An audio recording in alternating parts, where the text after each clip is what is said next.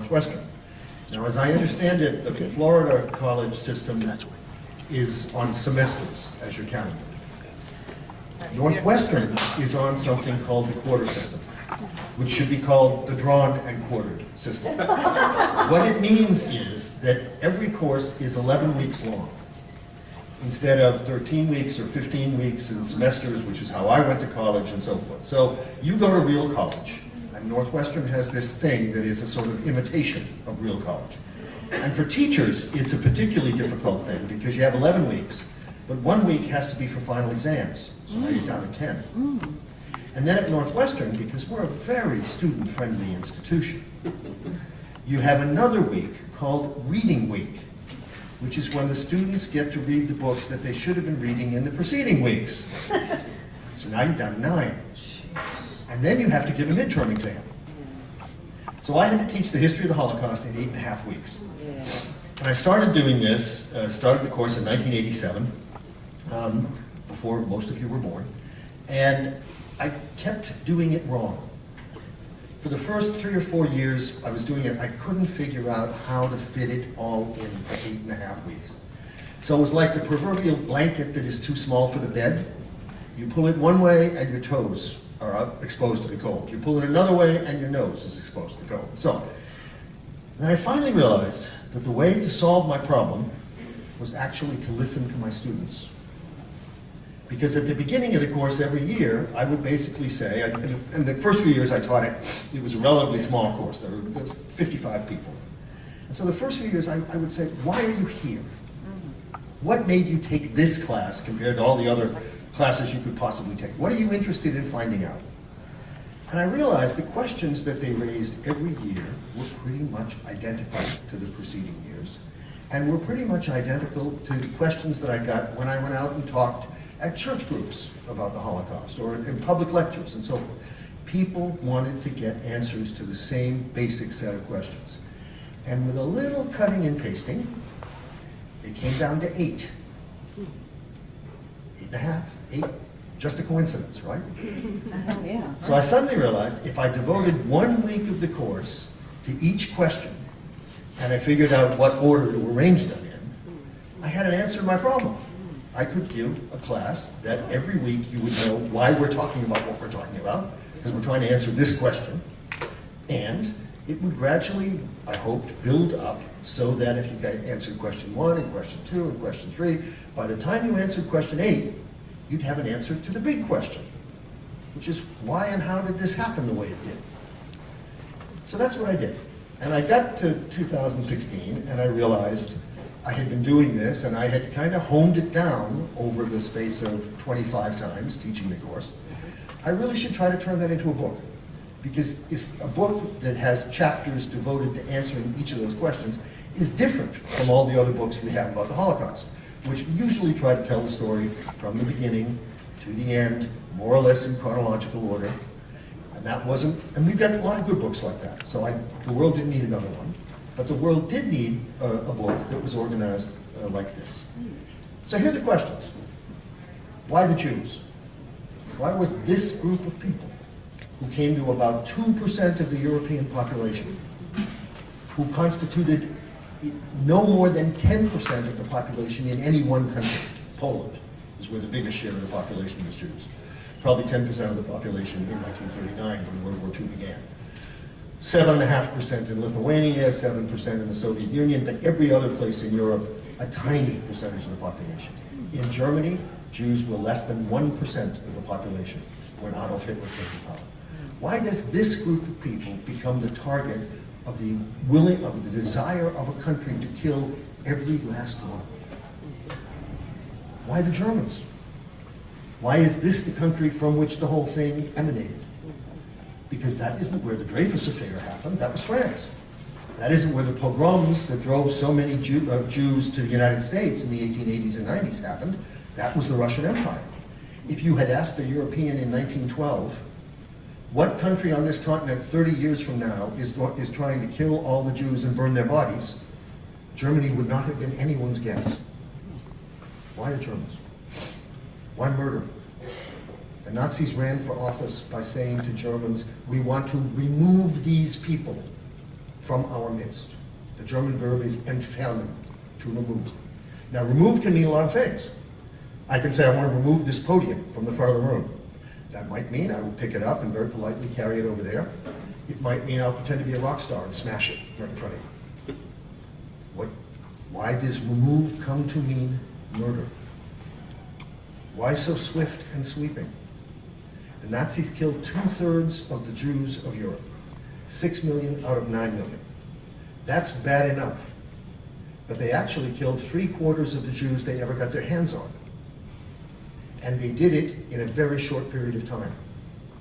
More than half the victims of the Holocaust, 3 million people, died within 11 months, from March of 1942 to February of 1943. 3/4 of the victims died within 20 months, from the invasion of the Soviet Union in June of 1941 to February of 1943. This was an incredibly intense massacre. At the height of it, the Nazis were killing 325,000 people a month. More than 1,000 people a day. Okay? Why didn't more Jews fight back? This is the question that my students would always pose, and I would find the most frustrating to deal with, because you want to say to, when somebody asks you a question like that, you want to say, have you ever seen a tank? Have you ever been on the receiving end of a flamethrower? This gives you, that's the glib way of answering the question. But there are complicated issues behind this question. Why did survival rates vary by country? 75% of the Jews of the Netherlands, 3/4 of the Jews of the Netherlands were killed. 3/4 of the Jews of France, they're right next door to each other, virtually, survived. 80% of the Jews in the territory conquered by Romania, which was an ally of the Nazis, were killed. 80% of the Jews who lived in Romania, an ally of the Nazis, survived. How do you explain these discrepancies and variations? Why did Jews get so little help, including from our own country? Why was it so difficult for them to escape before 1939, when people didn't know quite what the Nazis were going to do, but clearly they were interested in persecuting Jews? And why were the death camps not bombed, for instance, later, once the killing began, and so forth? Why did almost nobody come to their aid, even within the countries where this was happening? And then finally, when you get to the end of it, so what is the point of learning about this? What is it all add up to? What lessons does it have for us? What are we supposed to derive as a message from the subject?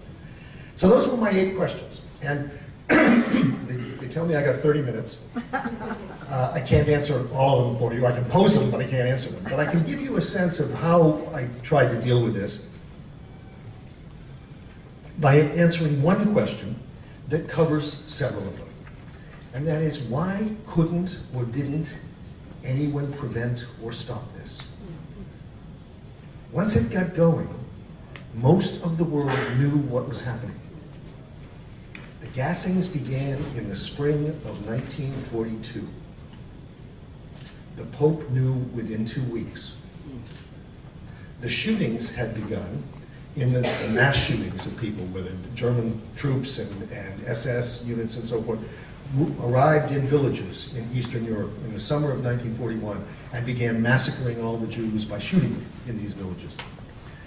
Every morning in the summer of 1941, Winston Churchill, the Prime Minister of Great Britain, got a report on his breakfast tray. It was a report of the intercepts of the German messages from those shooting units to the headquarters in Berlin. And what did the intercept say? How many people we killed yesterday. How many people we shot. Usually broken down by a certain number of communists, a certain number of Jews, then they sometimes divided the Jews between men and women and children, a certain number of communist officials, and so on. Winston Churchill got that on his breakfast tray every morning, almost from the moment it started. Until finally in September 1941, he asked his assistants no longer to present him with those reports, because he couldn't do anything about it. He couldn't announce it to the world, because if he did, the Germans would know that the British were intercepting the messages and would change the codes or change the means of transmitting. But he couldn't do anything about it because this was happening in the Soviet Union. thousands of miles from Great Britain, way out of reach of British bombers, for instance, or any British military activity. So why couldn't or didn't anyone stop this? I think that there are aspects of answering this question that are hard for people who aren't Jews to understand. The first thing is there is an impression that all Jews are united in some way. They're united by their faith, and in a certain sense that's true. But Jewry is internally divided just as much as Protestantism is. There's a difference between Orthodox, Reformed, Conservative. These are ritual differences. In the 30s, there were also differences whether you were a Zionist or not, whether you believed the future of Jews was in the countries they lived in, or whether you believed it was in Palestine. There were Jews who were on the left politically. The Bund Party was the biggest Jewish party in Poland, and it was a socialist party. There were Jews who were on the right, who were conservative, pro-capitalist, and so forth. The point of this is that the impression of Jews as a united population is false. And when the Germans descended upon these populations, whether you're talking about the Jews of France, or the Jews of Poland, or the Jews of Hungary, or even talking about the Jews in the United States in the 1930s, trying to figure out how do we react to what's happening to the Jews in Germany, there were enormous divisions. Because they were faced with two real questions. What are the Germans going to do? And how should we react? And to get common opinions, uniform answers to both of those questions was very hard. The different segments of Jews had their own orphanages, they had their own synagogues. I had a friend of mine in high school, I grew up outside Boston, and I had a friend of mine in high school who was Jewish, and he said to me, Peter, every Jew has two synagogues. The one he goes to, and the one he wouldn't be caught dead in.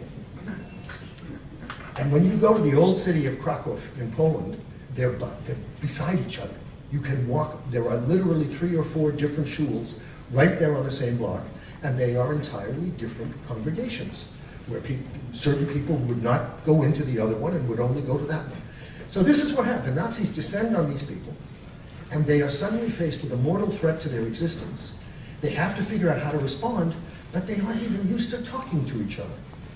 And this is part of the reason why the Nazis are able to do this so fast and so thoroughly, because adopting a common resistance strategy was almost impossible. Then you add to that they were largely powerless. Small percentage of the population with no arms to speak of, with, in most cases, little military training, and they're suddenly faced with these people who are occupying them and are intent on getting rid of them one way or another. But that's not the only part of the explanation. There are at least 2 other things to make reference to. One is that, contrary to popular understanding, the Nazis constructed an extraordinarily low-tech, low-cost, highly efficient killing system. They did not have to spend much money on the Holocaust. The trains involved were a tiny fraction of German railroad stock. We figured, historians have worked on this for a long time, and we figured out that roughly 2,000 trains were used to deport 3 million people to camps where they were gassed. Now, 2,000 sounds at first blush like a big number, but every day when the Germans were preparing the invasion of the Soviet Union in the summer of 1941, every day they sent 2,500 trains to the staging areas. One day, compared to 3 years, 2,000. The percentage of German rolling stock that was used to kill people was tiny. And what's more, they devoted the same boxcars over and over. They ran from deportation points to the camps where they dropped off the people. They ran back to other deportation points, collected the people, back and forth. This was no drain on the German war. Let me give you an absolutely, what for me is an indelible way to remember how easy it was to produce the machinery that killed 325,000 people a month. And that goes like this. At Treblinka, Treblinka was a death camp in northeast Poland where 900,000 people were gassed. And they were gassed in a space of about 15 months. That's the same number of people who were killed at Auschwitz over 3 years. Okay? Now, at Treblinka, when the camp was set up in the spring of 1942, and they were building the gas chambers to kill people, they built them in the simplest way you can imagine. The first gas chambers were 2 rows of wood built parallel to each other, with a layer of sand in between, and a coating of tar paper on the outside. Can you imagine? This is cheap. You could get this stuff at Home Depot. And the size of the first gas chamber is probably the size of this space, right here. In the summer of 1942, after those chambers had been operating for a little while, there was a brief pause in the deportations because the German army was pushing towards Stalingrad, and there was a prohibition on using the train tracks for deportations. So the commandant of Treblinka was told, this is your opportunity to build a bigger gas chamber out of more sturdy material, stone. And do you know where he found the bricks? He remembered that 3 miles away, in a little village called Malkinia, there was a factory that had a giant red brick chimney. He blew up the chimney and repurposed the bricks. As they came crumbling down, he picked them up and he had his men assemble them into the walls of the new gas chamber. Now notice, he didn't even have to buy this. He needed no appropriation for this, no expenditures, no nothing. This is the way the Holocaust was done. It was done entirely on the cheap, and where it did cost money, such as the construction of Auschwitz, which was a bigger camp. Treblinka was tiny, and it was only designed to kill people, but Auschwitz was also a labor camp, and so there were barracks for people who were kept there as prisoners and so forth. But Auschwitz, we have the statistics. We know how much the Auschwitz Commandant Office made by leasing the labor of the inmates to either government organizations or companies and so forth. 60 million Reichsmark. We know how much it cost to build and operate Auschwitz. 30 million Reichsmark. The Auschwitz concentration camp made a profit of 100%. And that's not counting all the goods confiscated from the people who arrived, all the money that was taken out of their clothing and so forth, and counted and sent to the National Bank and so on. This is the way the Holocaust made money. It was a profit-making enterprise. Of the wealth that was stolen from those 75% of the Jews of the Netherlands who were killed, the total cost of rounding them up, keeping them at a camp called Westerbork, which was the detention camp for them before they were shipped to the death camps, and then paying for the trains, the total cost of all of that came to 2.5% of the money stolen from the Jews of Holland, of all of their possessions. So the Nazis created a lethal machinery that was extremely low-tech, easy to operate, and cost-effective.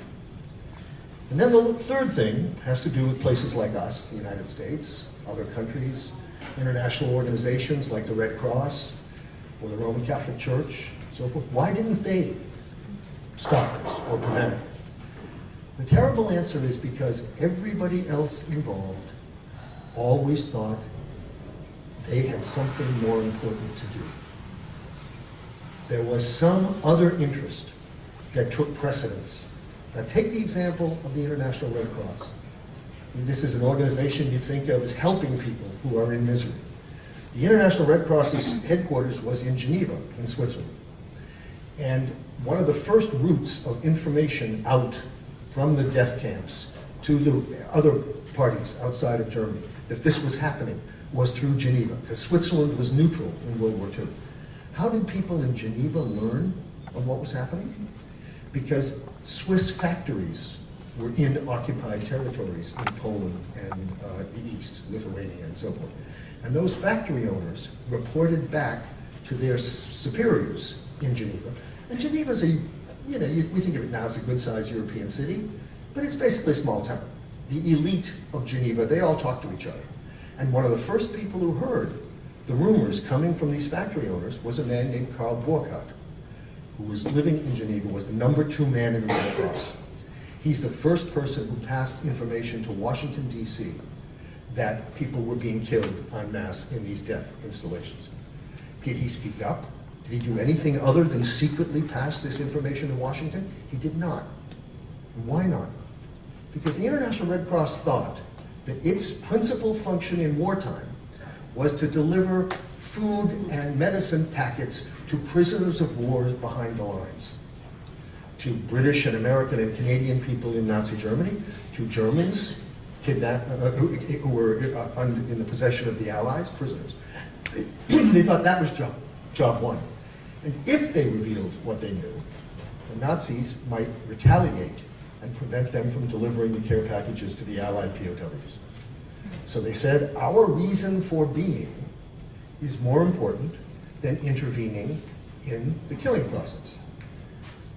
Another example, the United States always had something more important to do. With regard to refugees in the 1930s, the more important thing was to recover from the Depression. And Americans said over and over again, we don't want to admit any more refugees because they'll take your jobs, they'll cost you money, and there will be spies among them. Nowadays we say terrorists. Sound familiar? Yeah. And that was, and there was a senator from North Carolina named McReynolds who stood up on the floor of the Senate after the burning of the synagogues in Germany and so forth, and he said, my heart bleeds for those German Jewish children, but my heart bleeds more for American children whose jobs will be taken if they come to this country. And spoke out. And this wasn't just old conservative people. A poll of American university students in 1938, after the Kristallnacht, saying, should we let in more refugees from Germany? 75% of American college students said no, because they'll compete with us in the future and so forth. It's a terrible thing what's happening to them, but we're pulling up the drawbridge.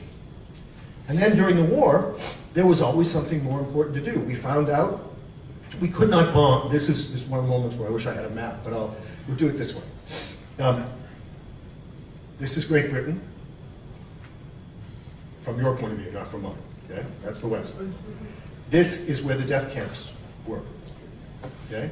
All 6 of the death camps were in the territory of pre-war Poland. Okay?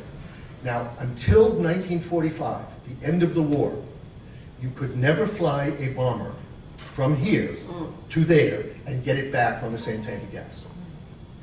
Okay? By the time we got in aerial range of a death camp, the only one still functioning was Auschwitz, here. And we got an aerial range because this is Italy. And we moved far enough up Italy that the boot, that you could get a plane from here, a place called Foggia, up to Auschwitz and bomb and get back. Okay? 1944, spring of 1944, it's the first time. All the other death camps had been closed by then, had done their work. We decide that we will send bombers from here to that area to bomb a factory near Auschwitz because it was making fuel for the German military. But we would not bomb the camp. And the military leaders said at the time, we cannot spare the equipment to also hit the camp. Now this sounds, in retrospect, extremely callous. You kind of, what did they have to do that was more important? Well, what else was happening in 1944? In June, Normandy, the invasion. All the support went to blowing up the bridges in France so that the Germans couldn't bring up reinforcement. In the spring and summer of 1944, the V-1s and the V-2s were raining down on London. And they were being launched from Belgium and the Dutch coast. So planes were diverted to that. And then finally, as in the example of the Auschwitz factory, the generals said the most important thing is to deprive the Germans of fuel. So we hit fuel factories. And so the argument was, all these things take priority over saving the lives of Jews at Auschwitz. Or finally, I don't want to go on too long, to give you one other illustration based on my own heritage. My full name is Peter Francis Hayes. That's about as Catholic as you can get. I think they wanted a cardinal, and they could have named me Francis Xavier, but that's the only thing they could have done more extreme. And so I grew up in the Catholic Church, and one of the things that has always struck me is when I read articles and essays about the Pope, and why the Pope failed to speak out. And remember, he was one of the first people outside of Nazi Germany who knew about the killings, because he was getting reports from chaplains to the Italian army, which was serving with the Nazis invading Soviet Russia. He was getting reports from other people within Germany, monsignors and so forth, about deportations. So why did the Pope never intervene? There are a lot of reasons. The Pope was more worried about the influence of communism in Europe than of Nazism. He was afraid that he wanted to mediate an end to the war before Stalin had his troops in the middle of the continent. He was personally somewhat philo-Semitic. He had been a representative of the Vatican in Germany in the 20s. He loved the German language. He loved the countryside, so on and so forth. I can tell you from personal experience, this happens. He had a lot of reasons, but the real reason why the Pope refused to speak out is a doctrinal reason. The Pope was a priest. And in Catholic theology, the rule is you cannot get to heaven without the sacraments. You cannot get there. You have to have baptism, communion, confirmation, the opportunity to marry, the opportunity to take holy orders, confession, and the last rites. Without those things, you cannot be saved. And the whole purpose of Christian theology, and Catholic theology in particular, is to save you. Because if you believe this, what we are experiencing together in this room right now is just a rehearsal for the real life. This is just the anteroom to the real life. The real life is the afterlife. And the really important thing is whether you will be saved or not. That's what the church is there for. Now, you can't order the sacraments on Amazon. Right? You have to kneel down at the altar and receive the communion wafer from whom? A priest. In effect, this rule means there is no salvation without priests. Because you can't get confession if you're a Catholic without a priest. You can't get communion. You can't be confirmed without the bishop there.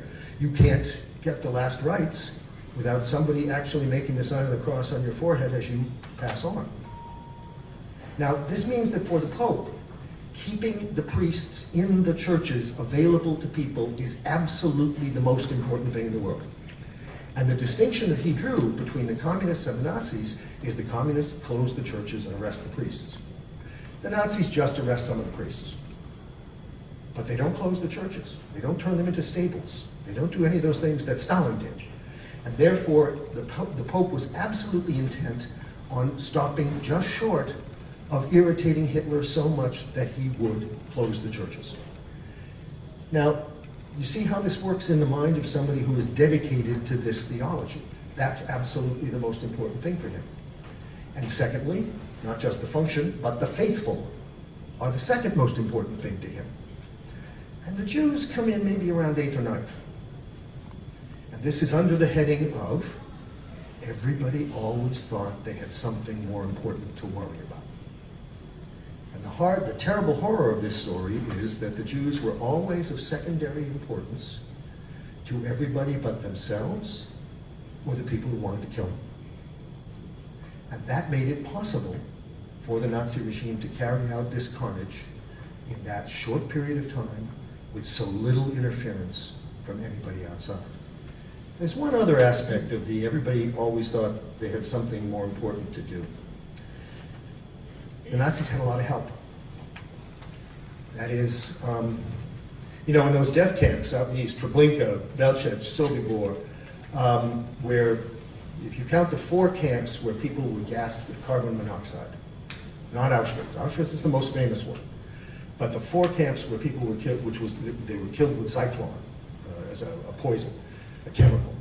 The 4 camps where they were killed with carbon monoxide, more than 2 million people were killed. They did this with the help. The garrisons at those places never had more than 25 Germans at any one time.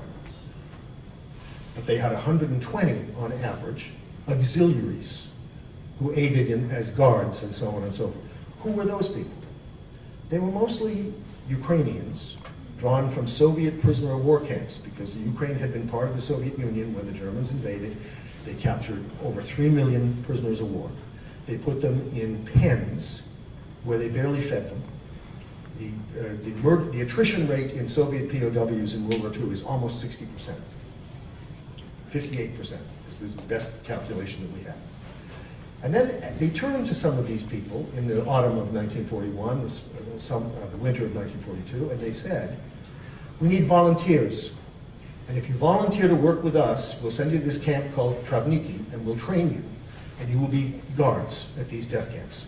You'll get a uniform, you get 3 squares a day, and all you have to do is help us pillage and kill the Jews. And what do you know? They got over 3,500 volunteers. And so all of these camps were staffed by people, for the most part, by people who weren't Germans, who were helping the Germans. Now those people we can account for, because we know they're being starved to death and they're given a life or death choice, and they say sure. But there were a lot of volunteers in Ukraine and Lithuania and today's Belarus who agreed to help the Germans kill the Jews. The Jews who had lived as their neighbors for all these years. Why? Because most of them convinced themselves that if we appease the Germans in this way, they will give us our independence and we will be freed from the Soviet Union. And thus they told themselves, we have a national interest in helping the Germans against the Jews. Again, see, something is always more important. They argued their national loyalties were more important. So this gives you a sense of what I tried to do in the book, which is to make complicated matters clear and to show how, what you might almost say, routine human failings kicked in a way that was so thunderously cataclysmic for the people who were targeted. Questions?